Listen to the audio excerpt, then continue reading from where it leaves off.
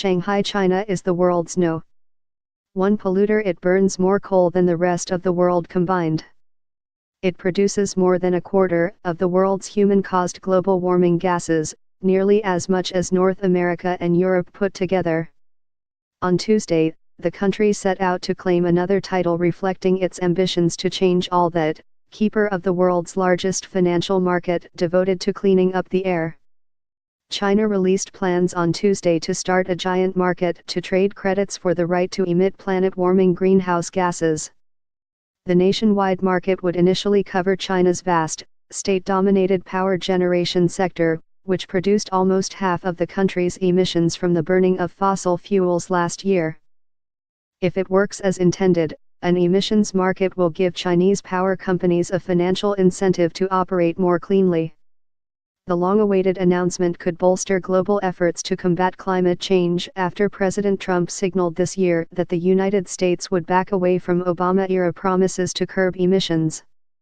It could also serve as a big though ultimately government-controlled laboratory for such carbon markets, after earlier efforts in Europe and at the local level in China stumbled. China's move to create the world's largest carbon market is yet another powerful sign that a global sustainability revolution is underway, Al Gore, the former vice president and a prominent voice on the environment, said in a statement. The government did not issue a hard timeline, and regulations and other details still have to be worked out. But environmental groups that worked with the government said they could emerge in the next couple of years.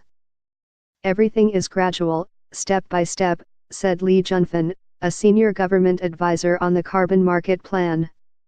China's announcement could also disappoint those who were hoping the long-promised emissions market would cover the country's broader economy, the world's second largest after that of the United States.